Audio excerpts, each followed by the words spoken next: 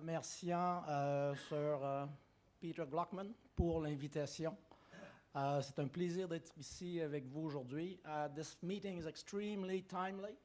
I'm kind of jealous, because some of you will know that I wanted to organize a meeting like that in the early days when I started as a chief scientist in Quebec about 3 years ago, a bit less than 3 years ago. But many change in Quebec, many change in government made it a bit challenging.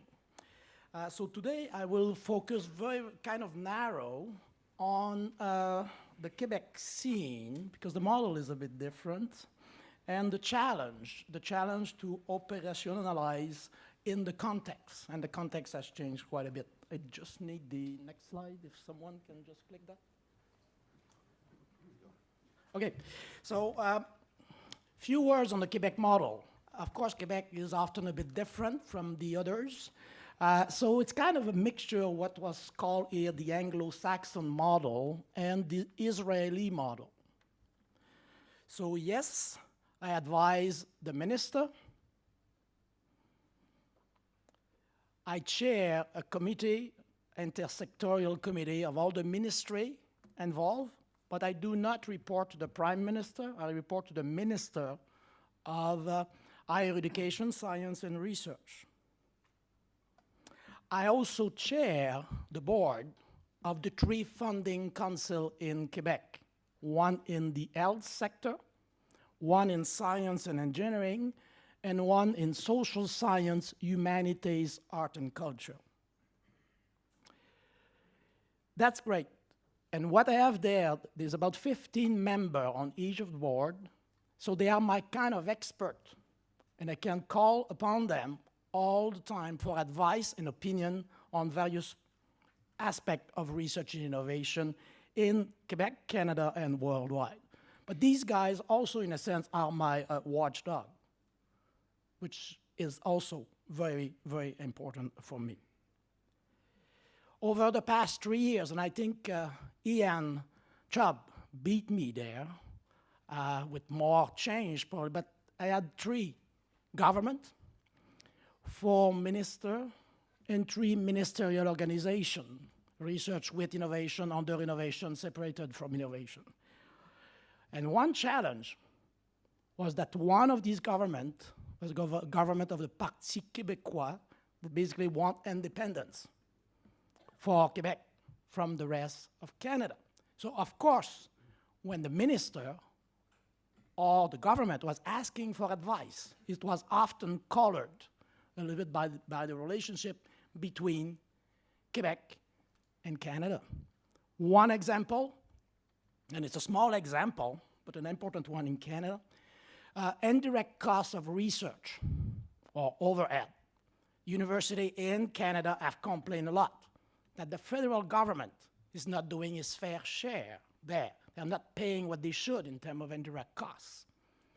So the minister asked me, at that time, well, I would like to have a comparative studies because I want to go to Ottawa, to the federal government, and say, hey, you're the bad guy, we're the good guy. I said, well, yes, minister, as we heard earlier, I'll do a study, we'll compare, and we'll see the data.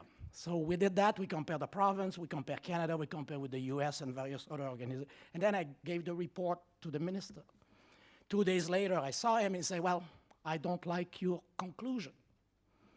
Because you're kind of saying that we should get our house in order first before going to Ottawa. So basically making sure that's clear that in Quebec, yes, in terms of indirect costs, we are paying the fair share. So he said, I don't really like the conclusion, but I agree with you. I cannot go to Ottawa. Right now, we'll have to get our house in order here in Quebec. So that's great. And then we changed government. But still it's something that's ongoing and very important. I've been very much involved with developing the research and innovation strategy for Quebec for the next 5 years. Quite a bit of work. I work with the cabinet, the minister and his cabinet. I work also quite a bit with the bureaucrats. So I interplay very much between bureaucrat and various cabinets. So we developed a strategy, 5-year strategy. So for us, it was a big one, to convince a government, because in the past it was always 3 years. Say we go for 5 years, it's longer, like the life expectancy of any government in the kind of system that we have, the British system. So, but we succeeded, 5 years. Big increase, 3% of GDP invested in research and innovation in Quebec. We're at 2.4 at the moment. But also one thing that we did, after a lot of consultation, saying, yes, basic research is key. 85% of the budget goes for basic research, non-targeted. But there'll be a portion of new money that will go for dedicated, large project that will include private and public sector, that will include national and international partnership. We identified 3. Aging. Quebec is second after Japan in terms of average age of our society. Huge challenge, but also opportunity there. Sustainable development, and another big one that we talk a lot about here. And the third one, creativity. Try to understand a bit why we produce something like Le Cirque du Soleil that's here this week. So we're trying to understand a bit more there. So that was launched, that strategy was launched in November, very well received by the public sector, the private sector, etc. But then, of course, we had an election. So now we have to go back and convince these guys that indeed this is something important, significant, and that they need to continue. So in a nutshell, for me, trust, very, very important, was mentioned. So you change player, you change minister, you change prime minister, you change bureaucrat, but the trust of these guys, absolutely essential.